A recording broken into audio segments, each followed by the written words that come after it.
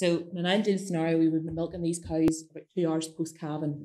That seems to be the best balance between milk letdown and quantity of colostrum without compromising on the quality as well. So it's quite a specific window, but if you can aim for around 2 hours, that is the best balance. Preparing the udder for milking for the colostrum is vitally important as well, not only to remove any gross contamination of faeces, but also we're trying to stimulate her to help with milk letdown, try and prevent bimodal milk letdown, and therefore reduce her chance of mastitis as well. We want to feed the colostrum as soon as it's harvested. Okay, any extra colostrum can be placed within a fridge, label it, when it was collected, dam ID, quality and quantity that's left. And we were talking about earlier about protocols on farm. Quite a lot of good farms will have a colostrum harvesting protocol on the wall so that all our workers are on the same page and know how to treat these cows well. So once we got our colostrum, certainly one of the first steps is to check the quality of it to see whether it's adequate for feeding for these calves. There's two main ways to check the quality of colostrum. At the end of the table there, we have colostrometers. So we fill the cylinders with colostrum, place the glass colostrometer in it. It needs to be at room temperature because this is a measure of density. So it has to be at room temperature because the different temperatures affect the density of the liquid. Once we place the glass colostrometer in it, you need to give it time to settle. Really poor quality colostrum, it'll sink right down. Good quality colostrum, it'll help float it. So in both these cases here, we are in the green gradient, which is normally considered adequate or good quality colostrum. Red and amber is considered poor quality, it should not be used. However, quite often the colostrometer overestimates the quality of the colostrum. So if I skip through maybe a few of these, that will help us. Okay, so generally overestimates the quality of the colostrum. We can therefore use the Brix refractometer, which in my opinion is the far superior method of trying to measure your colostrum quality. And it just is a little device that looks like this. Place a tiny drop of the colostrum on the window, give it 15 seconds to settle and look through the viewfinder.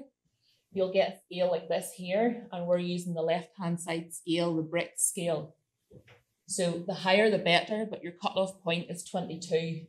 So if you look through your viewfinder and you see this image, it wouldn't be good enough quality colostrum to feed to the calves. And although both these samples here at the end are reading adequate in the colostrometer, on the Brix refractometer, they're not adequate. One was 15 and one was 20.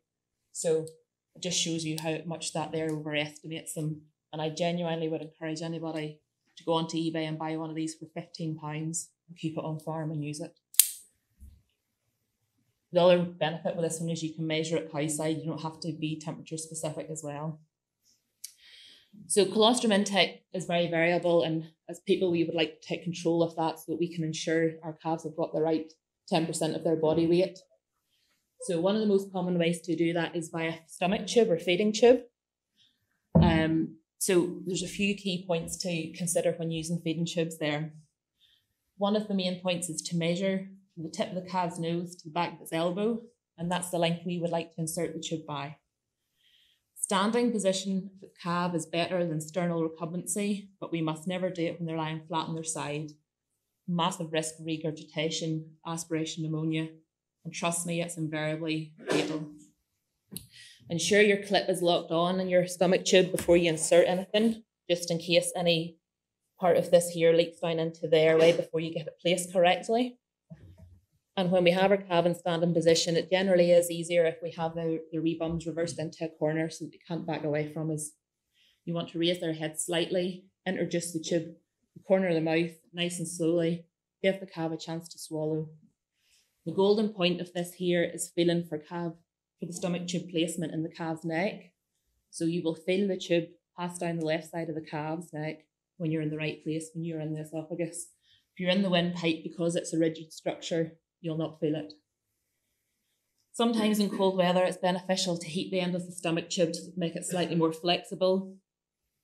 And certainly You don't want to hold the bag as high as possible, because even though that'll speed up things for you, it can make it quite uncomfortable for the calves. So you're only really looking for a couple of feet higher than the calf is. Once you're finished, just remove the tube in one smooth action. Make sure that it's completely empty and there's no fluid left within the last few inches. A 4 litre bag is ideal, so you're sort of looking at your perfectly udder, or these more solid ones are all 4 litres. And that's simply because you don't have to reintroduce the stomach tube more than once. Or if you have the capability, or if you have somebody spare to help pour in extra into the 2.5 litre sort of normal standard stomach bags, these are about 2.8 litres. So you can get somebody to help top that up while you're holding the calf. We really recommend you change your stomach tube every 40 calves or every 3 months, whatever comes sooner. Always check them for damage. This one here is quite damaged. It's been chewed on pretty well. These are a risk to cutting the calf's throat down the esophagus, causing tears, also harbour bacteria, and quite often can splinter off. And then you need a wee operation in your calf to get them back out. You always want to feed your colostrum at 38 degrees as well. I think that was touched upon earlier as well. So this is a wee picture that I pinched, and it's just to show the pearly coloured, cream coloured tube is the windpipe, and it's a solid structure. So if you're in there with your stomach tube, you'll not feel any difference in the neck. The meaty looking tube is your esophagus, and as you pass your tube down, you'll feel that distension going down that tube, and that's how you know you're in the right place and you're at no risk of being in the airways. And then just to reiterate, measuring from the point of the nose to the back of the elbow, that's just roughly the line you're following. This is a calf we have at home. I measured it. She was 21 inches from the point of the nose to the elbow. She's not particularly large. So that's quite long, and you would want to mark that on your tube. So you would, so it would be about that there. I think quite often people think they go to this join and that's long enough, but when you actually measure it out, it's much, much more you need to go in. If you only go in shallow like this here, even though you're in the right place, you risk refluxing back up, and they can still aspirate at that point as well. So again, it was mentioned about hygiene. Cleaning is of vital importance. You want to soak these, rinse them at 40 degrees, soak them in disinfectant and hot water, rinse them again, and hang them up upright to dry so that they drip completely dry.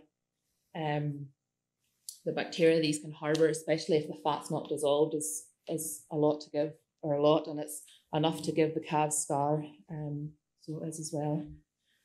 And please always keep a separate stomach tube for sick calves. There's no point in having one, treating a calf with a rotavirus with an electrolyte to then dose the newborn calf. Again, go back to farm policies. This is a very detailed one, but it makes sure everybody's in the same hymn sheet when it comes to feeding their calves. And it's just basically broken down into colostrum preparation, how to feed it, and how everybody else knows that the calf has been fed. So that was on a massive dairy in America. They had 26,000 milking cows, and over 3 years they never had one failure of passive transfer. So it just shows you policies, and making sure everybody knows what they're doing really pays dividends. So it was mentioned earlier about sucking a bottle as well. It's much more time consuming, but practicalities I see that we would struggle with at home is the calf's strongest suck reflex is straight away before it stands. And then you're looking to milk your heifer or your cow as soon as possible. However, straight away, she may be tense. She may not want to let her milk down. You certainly can give her oxytocin, but again, then you may have problems with quantity. There is a slight improvement on absorption versus the stomach tube, but again, the stomach tube is more than enough. What about the next feed? We have a lot of people always worry if the calf's stomach tube with 4 litres of colostrum, it'll not want to suck 12 hours later. Honestly, it is not a problem. 4 litres of really good colostrum will provide a calf with about 4 times as much energy as it needs for maintenance over a 24-hour period. So it's more than enough to see it safely through.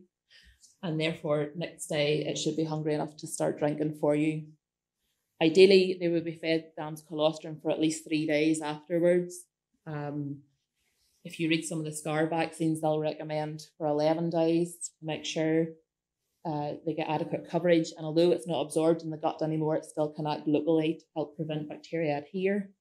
And some of our American counterparts are suggesting to add 200 mils of colostrum into the milk replacer for 7 days, just for that local action in the gut. And then, yes, how do we know if it's worked? As it was touched upon earlier, is testing for failure of passive transfer. That's done with a blood sample between 1 day and 7 days of age. Really recommend it if you have a vet out at a routine visit, just to blood sample whatever calves fall into that age category. And it just keeps an eye and make sure you know where you're at with everything. There's two main ways of measuring it. You can either do blood protein, which can be done in practice, or they can send off for ZFTs to the labs.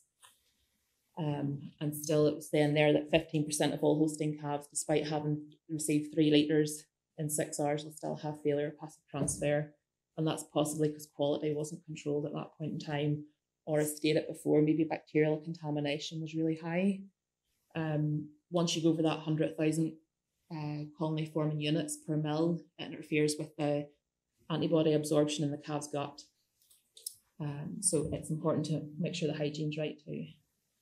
And yeah, sorry, just your take-home messages was your 4 litres in 4 hours, greater than 22% quality in your Brix refractometer, massive improvements in short-term and long-term health of the herd. Make sure you prepare the udder for collection properly so it's hygienic. Feed at 38 degrees. Ensure your tube's correctly placed by palpating the neck. Please do not pull your colostrum as well. It's a very effective way of spreading yonis in your herd. And pasteurisation alone is not effective enough to control yoni spread. Freeze extra good quality colostrum in case you have a shortage at a point in time. Label it. Try and collect from low yonis risk animals, so that's test negative cows or heifers, and reheat, thaw in a water bath between 38 and 60 degrees. Never boil, microwave, or cook, basically. So that will hopefully give you some practical tips on how to get it into them. Okay, thank you very much, Laura. Thank you very much.